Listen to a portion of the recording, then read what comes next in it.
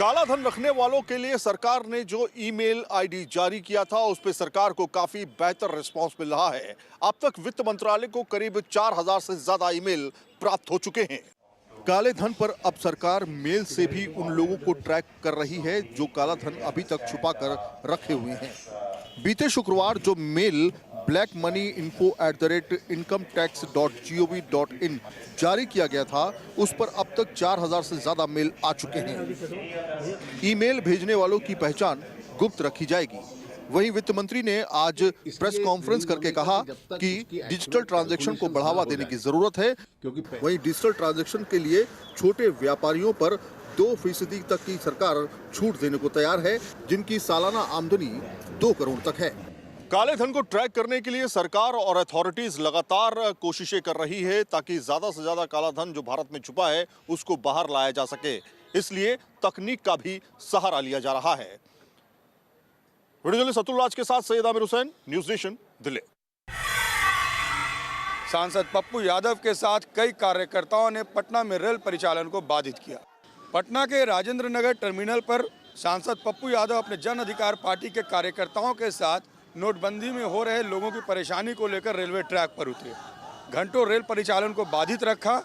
पप्पू यादव का मानना था कि नोटबंदी से फायदा कुछ नहीं हुआ है, आम लोगों की परेशानी बढ़ी है, सफेद धन को काला करने की कोशिश हो रही है और इसमें बेनामी संपत्ति का खुलासा सबसे पहले किया जाना चाहिए। मांग है चुनाव में काला धन को रोको, मांग है बेनामी संपत्ति की जांच, मांग है पॉलिटिकल पार्टी आरटीआई में है।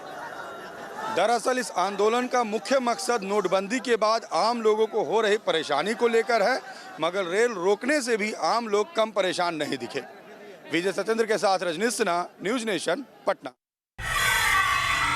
भोपाल में बीजेपी के रसूखदार नेता के घर पर इनकम टैक्स का छापा, फाइनेंशियल इरेगुलरिटीज की हो रही है जांच। भोपाल में इनकम टैक्स डिपार्टमेंट ने बीजेपी नेता पर बड़ी कार्रवाई की है। आईटी ने बीजेपी के रसूखदार नेता सुशील वासवानी के घर, दफ्तर और कई प्रतिष्ठानों पर एक साथ छापा मारा है, जिसके बाद तमाम दस्तावेजों की छानबीन की जा रही है। वासवानी को राज्य मंत्री का दर्जा मिला हुआ था और उसके घर पर बीजेपी का झंडा भी लगाया हुआ है। आयकर विभाग की टीमों ने एक साथ छापामारी करके तमाम तरह के दस्तावेजों की छानबीन की है। साथ ही साथ अब इस बात की भी पड़ताल की जा रही है कि डीमोनेटाइजेशन के बाद कहीं काले धन को सफेद करने के लिए तो इन तमाम संस्थानों का इस्तेमाल नहीं किया गया है। वीडियो जर्नलिस्ट अभय के साथ नीरज श्रीवास्तव, न्यूज नेशन, भोपाल। नोटबंदी के मुद्दे पर मुख्यमंत्री अखिलेश यादव ने एक बार फिर से प्रधानमंत्री नरेंद्र मोदी पर बोला बड़ा हमला। अखिलेश ने कहा कि जो लोग आज नोट के लिए लाइन में लगे हैं, कल जब वो वोट के लिए लाइन में लगेंगे तो अपनी तमाम परेशानियों का बदला सरकार से लेंगे। लखनऊ में आज तूफानी गति से उद्घाटन और शिलान्यास कर रहे अखिलेश यादव ने नोटबंदी के बहाने केंद्र सरकार पर फिर से हमला बोला और कहा कि सरकार एक तरफ जहां नए नोट छाप रही है, वहीं रोज ही नए नियम भी बदल रही है, जिससे जनता को भारी परेशानी हो रही है और लोग अब इंतजार उस दिन का कर रहे हैं जब वो वोट की लाइन में लगेंगे और तकलीफ देने वाली सरकार से अपना बदला ले पाएंगे।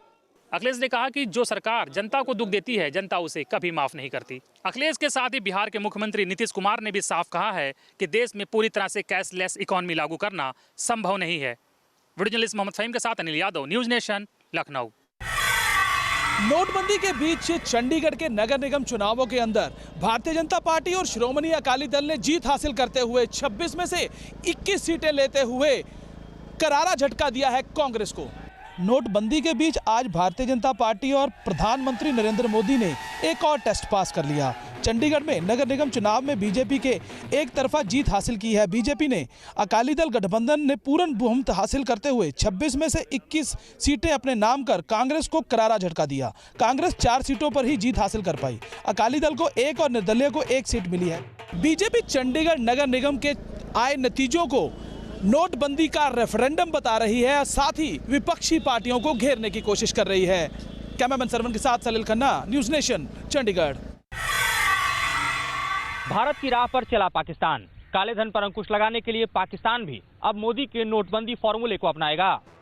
पाकिस्तान की सीनेट में 5000 रुपए के नोट को बंद करने की मांग की गई और इस बाबत एक प्रस्ताव लाया गया। इस प्रस्ताव को बहुमत से पास भी कर दिया गया। सीनेट में सांसदों ने इस मांग पर अपनी सहमति जताई। माना जा रहा है कि प्रस्ताव पास होने के बाद नोटबंदी 3 से 5 सालों में लागू हो सकती है। बहरहाल पाकिस्तान में नोटबंदी का यह प्रयास भारत के फैसले से प्रेरित दिखाई देता है। नोटबंदी को लेकर भले ही भारत में हंगामा मचा हो, लेकिन काले धन पर अंकुश पाने के लिए दुनिया के कई देश इस फॉर्मूले को अपनाने के हक में दिखाई दे रहे हैं। वीडियो सुभाष चंद्र के साथ मौजूद कुमार, न्यूज नेशन, दिल्ली। नए साल में रेलवे यात्रियों को बड़ा तोहफा देने की तैयारी में। वेटिंग टिकट वाले यात्रियों को दूसरी ट्रेनों में मिलेगी कंफर्म बर्थ। रेलवे ने आरएसी सीटों की संख्या बढ़ाने का ऐलान कर दिया है ताकि ज्यादा से ज्यादा रेल यात्री वैलिड टिकट और बर्थ के साथ सफर कर सकें। इसके तहत स्लीपर क्लास में अब आरएसी की 14 सीटें हो जाएंगी, जो पहले 10 सीटें थीं। वहीं एसी 3 में अब 4 सीटों के बदले आरएसी की 8 सीटें होंगी, तो एसी 2 में 4 सीटों के बदले अब आरएसी की 6 सीटें होंगी।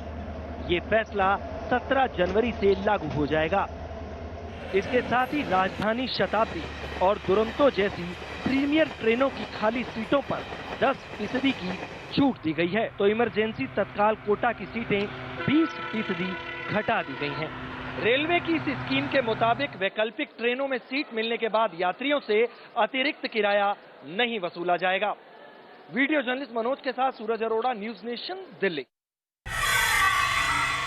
दिल्ली से सामने आया दिल दहला देने वाला वीडियो में एक मां अपने 1.5 साल के मासूम बच्चे की बेरहमी से पिटाई कर रही है।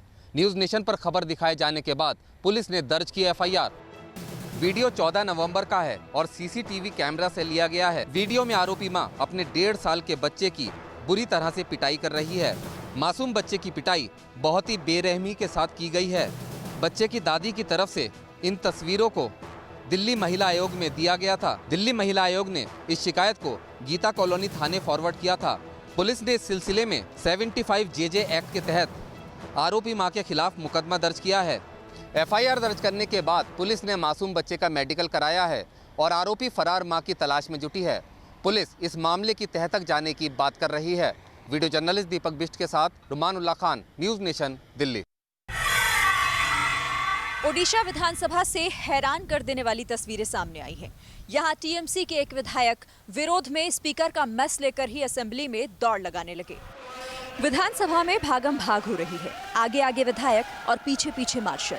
किसी को कुछ समझ नहीं आ रहा कि आखिर माजरा है क्या। टीएमसी के विधायक सुदीप बर्मन हाथ में स्पीकर का मेस लेकर भाग रहे हैं। उनके पीछे पीछे मार्शल उन्हें रोकने की कोशिश कर रहा है। मार्शल के अलावा सदन में कुछ और लोगों ने भी उन्हें रोकने की कोशिश की, लेकिन विधायक जी तो रुकने का नाम ही नहीं ले रहे थे। भागते भागते वो सदन से मेस लेकर ही निकल गए। दरअसल ये हंगामा मंत्री नरेश जमातिया के विरोध को लेकर हो रहा था, लेकिन विरोध करते वक्त विधायक इस कदर अपना आपा खो बैठे कि वहां पर मौजूद स्पीकर के मेस को लेकर ही दौड़ लगाने लगे। वीडियो जर्नलिस्ट अजीत यादव के साथ Shirin, news nation. Team India ने रचा इतिहास। चेन्नई टेस्ट में इंग्लैंड को पारी और 75 रन से हराकर सीरीज 4-0 से जीती। टीम इंडिया को जीत के लिए अंतिम दिन इंग्लैंड के 10 विकेट लेने थे, लेकिन कुक और जेनिंग्स की जोड़ी ने एक वक्त टीम इंडिया को मुश्किल में डाल दिया था। लेकिन जडेजा ने अपनी फिरकी का ऐसा जाल बिछाया कि इंग्लैंड के बल्लेबाज एक एक कर फंसते चले गए, और जैसे ही जडेजा ने जैक बॉल को आउट किया, टीम इंडिया ने चेन्नई के चिपॉक में एंथनी डिमेलो ट्रॉफी अपने नाम कर ली। टेस्ट मैचों में बेहतरीन प्रदर्शन के लिए कप्तान विराट कोहली को मैन ऑफ द सीरीज से नवाजा गया, जबकि 13 शतक लगाने वाले करुण नायर को मैन ऑफ द मैच के अवार्ड से सम्मानित किया गया। वीडियो जर्नलिस्ट सौमित्रों के साथ विवेक शांडिल्य, न्यूज नेशन। कश्मीर में आज इस सीजन की सबसे ठंडी रात रिकॉर्ड की गई। श्रीनगर का मिनिमम टेम्परेचर -5.5 डिग्री रिकॉर्ड किया गया। कश्मीर में शीतलहर का प्रकोप जारी है। आज जहां श्रीनगर में टेम्परेचर -5.5 डिग्री रिकॉर्ड किया गया, वहीं गुलमर्ग में -3 और पहलगाम में -6.2 रिकॉर्ड किया गया। स्टेट की सबसे ठंडी जगह लेह में टेम्परेचर -14 डिग्री तक पहुंच गया। कश्मीर में सबसे ठंडे पीरियड को चिलाई कलान कहा जाता है, जो कि 21 दिसंबर से शुरू होता है और 40 दिनों तक रहता है। वहीं मेट डिपार्टमेंट का कहना है कि अगले 24 घंटों में मौसम खुश्क ही रहेगा, जिसकी वजह से टेम्परेचर में और भी ज्यादा गिरावट देखने को मिलेगी। वीडियो जर्नलिस्ट मोहम्मद यूनिस के साथ इदरीस लोन, न्यूज नेशन, श्रीनगर। तुर्की में रूस के राजदूत आंद्रेजी कार्लोफ की हत्या से पूरी दुनिया सन्न है। कार्लोफ तुर्की में जुलाई 2013 से राजदूत थे। मामले की शुरुआती जांच में हमलावर के परिवार वालों को डिटेन करके उनसे पूछताछ की जा रही है। हत्या को अंजाम देने के बाद हमलावर स्टेज पर काफी देर तक तमंचा लहराता रहा और सीरिया और एलेप्पो के नाम पर धार्मिक नारेबाजी करता रहा, जिसकी जांच जारी है। इस घटना के ठीक बाद दोनों देशों के राष्ट्रीय अध्यक्षों ने आपस में बात की और कहा कि इसके पीछे साजिश हो सकती है। वीडियो जर्नलिस्ट मुकेश के साथ निधि चतुर्वेदी, न्यूज नेशन। जर्मनी की राजधानी बर्लिन से आतंक की एक तस्वीर आई जिसने फ्रांस के नीस में हुए आतंकी हमले की याद दिला दी। यहाँ भी मौत की एक ट्रक आई और लोगों को रौंदते हुए चली गई। पश्चिमी बर्लिन के काइजर विल्हेम मेमोरियल चर्च के पास लगा बाजार बर्लिन के सबसे व्यस्ततम इलाकों में से एक है, जहाँ क्रिसमस के वक्त बड़ी संख्या में लोग बाजार आते हैं। अचानक यहाँ एक सिरफिरे ने ट्रक दौड़ा दी। चश्मदीदों के मुताबिक जिस वक्त सिरफिरे ने ट्रक दौड़ाई उस वक्त बाजार में बड़ी संख्या में लोग मौजूद थे। बताया जा रहा है कि ड्राइवर मौके का फायदा उठाकर भागने में कामयाब रहा। पुलिस ने आतंकी अटैक से इनकार नहीं किया है। जर्मनी की चांसलर एंजेला मर्केल ने घटना पर दुख जताया है। जर्मन पुलिस अब इस पूरे मामले की तफ्तीश कर रही है। इस घटना के तार जोड़े जा रहे हैं। पुलिस ने अपील की है कि लोग घरों से बाहर ना निकलें और किसी तरह की अफवाह से ध्यान ना दें। हालांकि लोगों के अंदर अभी भी डर है कि कहीं क्रिसमस के मौके पर दोबारा इस तरह की कोई घटना ना हो जाए। वीडियो जर्नलिस्ट अजीत यादव के साथ सारिका सिंह, न्यूज नेशन।